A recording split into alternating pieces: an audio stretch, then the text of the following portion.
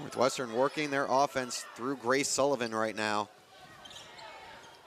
They're going to go right back to her. Easy layup for Sullivan, working on Holloway.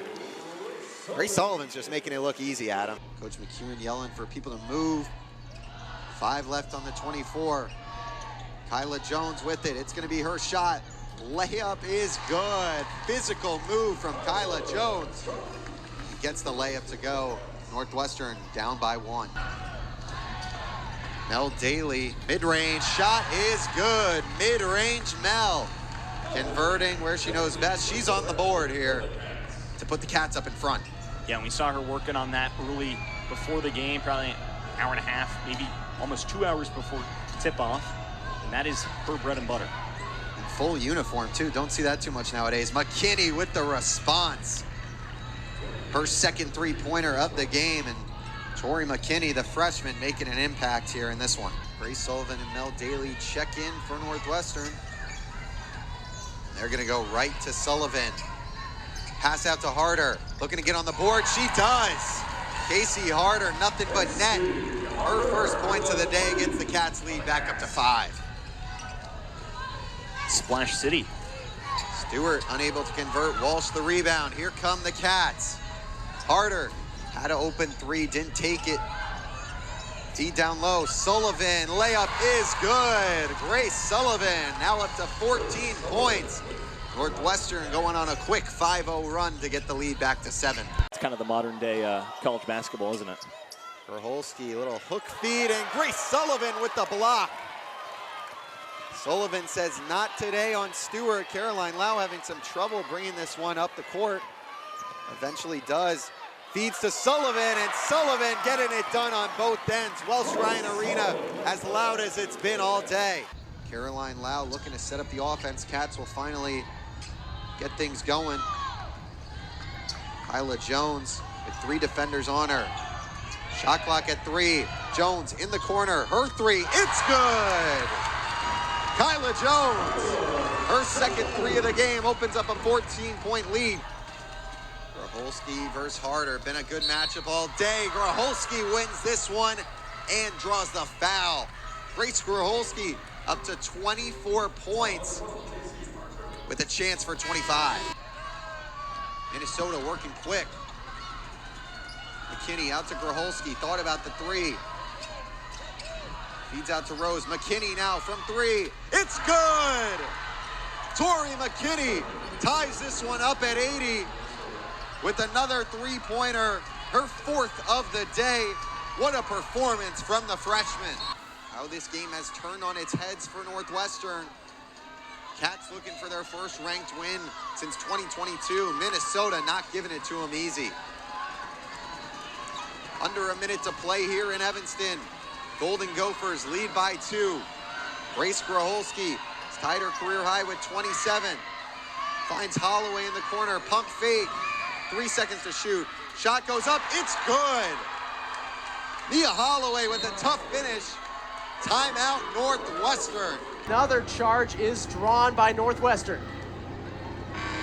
Northwestern, I know it's only been 3 minutes here, Gavin, but this looks like a completely different team from what we saw last season. Not taking those perimeter shots that they just were not hitting last year. Driving to the paint, being aggressive. Really good defense so far, and pushing the pace. I mean, this is as good of a start as you can imagine for Joe McEwen's squad. Yeah, Joe McEwen got right out of his seat. Not sure he agrees with that one. Good job there by Mel Daly trying to block that one. It did look like she got a lot of ball, but let's see. A little tough to see with that angle, but probably a foul. But good job by Deja Trotter, just driving in the paint. You know, this game has been played in the paint so far, Gavin. I mean, Northwestern only has attempted 1 3-pointer on 19 shots. Very big difference, but a needed one for the team who only shot 26% from 3 last year. And going back to that basket from Paige Mott at 4 points already, she's going to be such a key offensively for this team. Just in the post, the way we've seen them play offensively so far, a team that wants to be focused in the paint, not on the perimeter. And Paige Mott's probably their best player in the paint. Such a force, and has got that good spin move like we saw, right hook in for the bucket. So get the ball to Paige Mott more. I think that's what the Wildcats have to do to come back in this one. 8 of 23 on layups.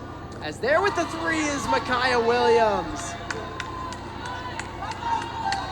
UIC team can really shoot it 7 for 11 from three-point land right now, and almost opening up a 20-point lead. Pretty remarkable considering the fast start the Wildcats got out to. 7-0 run off the back of Caroline Lau. Caroline Lau, 2 for 2 in this half, 5 points. Here you see the big three-pointer. She just pulls up, no hesitation. Seems like she's getting going. Maybe Northwestern can make a little comeback on the heels of Caroline Lau. Griffin, it's been all UIC here over the last few minutes. What's been working so well for the Flames? I mean, I think they've just kind of gotten back to their offensive identity, getting some three-point shots to fall, making some really good passes. I mean, on that last possession, Frau Garcia, heck of a pass. Kimari Rimmer has been the key offensively for them. As hot at the start as Deja Trotter's gone out to, it's been Rimmer here in the second half. Minute 54 to go here in overtime. There you see Caroline Lau at 15 assists on the day.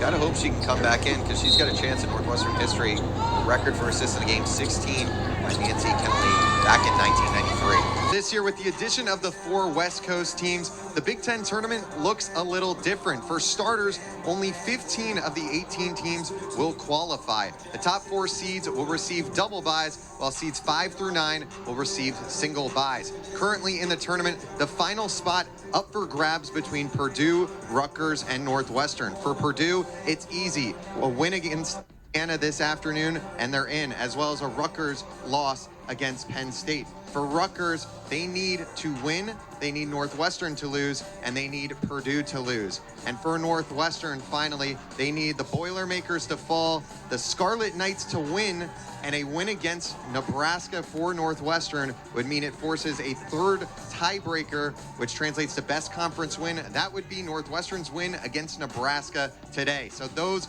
are the qualifiers for the Big Ten tournament for that final slot. Guys, back to you.